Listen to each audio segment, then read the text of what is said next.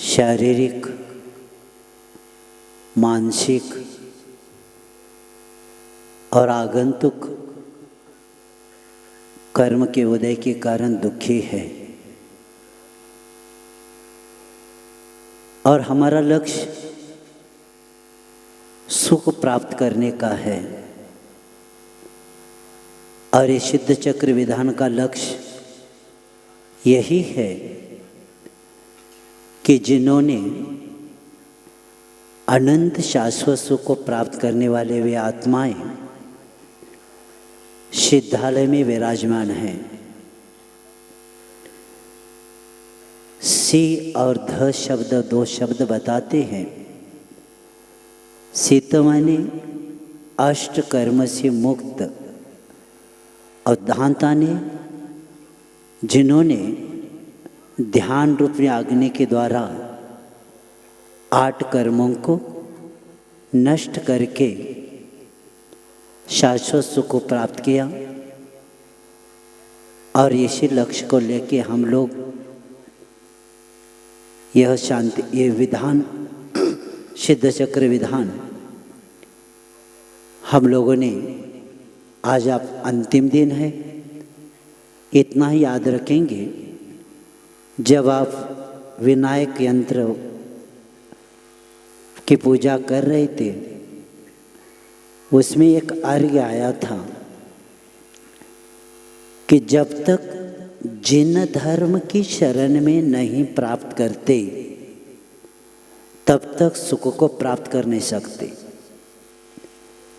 इसीलिए अगर आपको सुखी होना है तो पहला आपको केवली पन्नतम धम्मम शरणम पवज्जामि, इनकी शरण को प्राप्त करना ही पड़ेगा। भौतिकता से प्रभावित होकर हम लोग इंद्रिय सुख को सुख मानने के कारण अब इतनी जनता बैठे, इतना संसार बड़ा है, लेकिन हम देखते हैं कि हर व्यक्ति इंद्रिय सुख से ही प्रभावित है। कहाँ से सुख मिलेगा? ज्ञान भी नहीं है कि सुख कहाँ है। और हर व्यक्ति 24 घंटा लक्ष्य इंद्रिय सुख का ही बना रहा है। अगर धन कमा के जड़ वस्तु को खरीद करके हम सुखी बनना चाहते हैं तो आचार्य विद्यासागर जी कहते हैं जल के मंथन से नवनीत नहीं मिलता।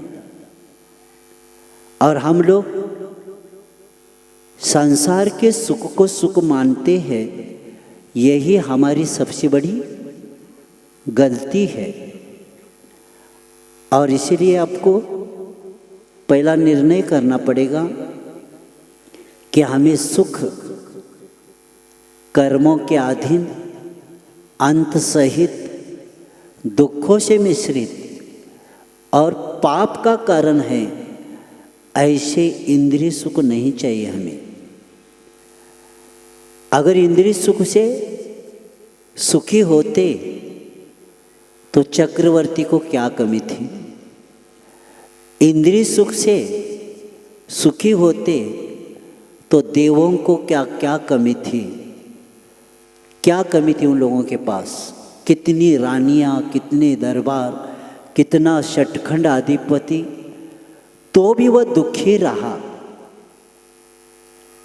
और हमारे भगवान हमें उपदेश पहले यही देते हैं, आपको सुखी बनना है तो आपको धर्म का संग्रह करना पड़ेगा। और संसारी धन के संग्रह में पाप दिनों दिन कमाता भी जा रहा है और पतन को भी प्राप्त हो रहा है। तो इसका लक्ष्य हमारा पहला ज्ञान करके लेना है। और हमें ये किसने बताया समंतभद्र आचार्य कहते हैं, मैं आपको धर्म की व्याख्या बता रहा हूँ, मेरे मन से नहीं बता रहा हूँ।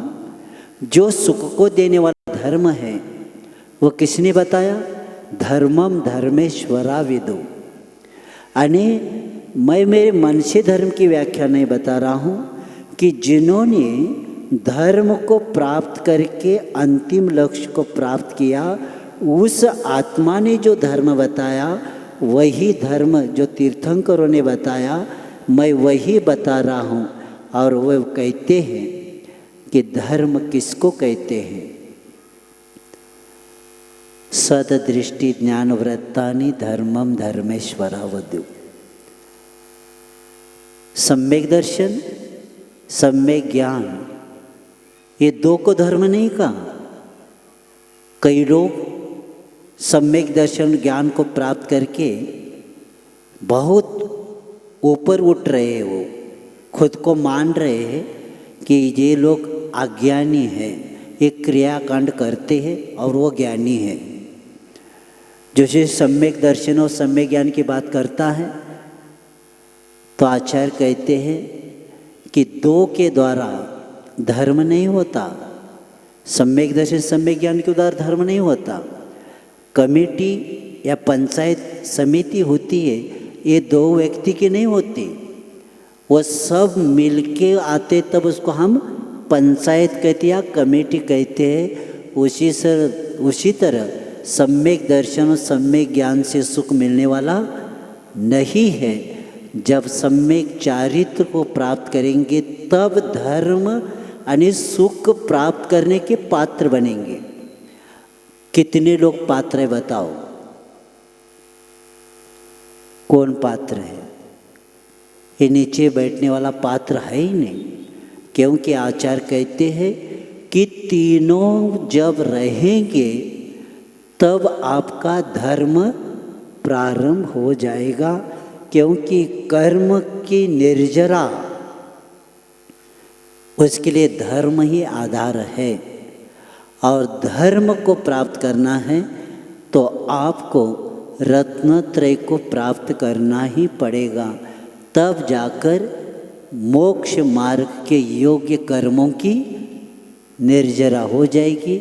और धर्म का आधार कर्म निर्मूलन है, और कर्म निर्मूलन के लिए रत्नत्रय के बिना धर्म उसके बिना प्राप्त नहीं होता। और आप लोग इसको सामने रखेंगे और जीवन का लक्ष्य बनाएंगे कि आचार्य महाराज कई बार कहते हैं, भावना भाते जाओ कि घर में मरण नहीं होना चाहिए। बोलते बोलते आचार्य महाराज जी ने कहा, घर से आपको खड़े निकलना है कि आड़े निकलना है? सो रहे क्या? हाँ, आड़े कब होते हैं? चार लोग उठाते तब आड़े होते। इसीलिए कैसे निकलना है? खड़े निकलना है।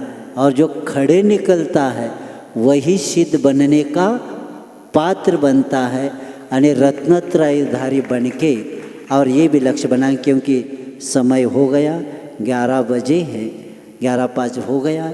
इतना याद रखेंगे कि आप लोगों ने इस विधान का करने का लक्ष्य क्या है? निरोगी बनना। लेकिन मैं कहना चाहता हूँ, प्रत्येक आत्मा निरामय बने, यानी सिद्ध बने।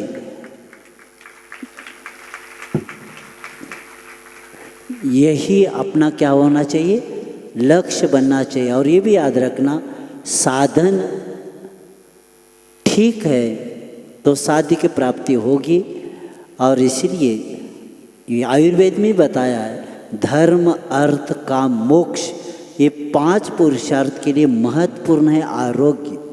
और उस आरोग्य को विषय के लेके ये कार्य हुआ है। और आप लोगों ने अच्छी तरह से उत्साह के साथ बता रहे थे कि यहाँ के दृश्य देखकर वे बता रहे थे कि इतनी जनता देखो, इतने देखने वाले कम हैं, पूजन करने वाले ज़्यादा है और ये बड़ा कार्य हुआ है और ऐसे कार्य करते हुए आगे बढ़ेंगे। और भैया जी ने भी अच्छा कार्य, देखो मैं पहले दिन भी कहा था इनको जब स्थापना के समय कि इनका नाम लिया था, इनको पता नहीं, कई ने इनको लगता है बोली वाले चाहिए। हमने कहा बिना बोली वाला ला के मैं काम करके दिखाऊंगा।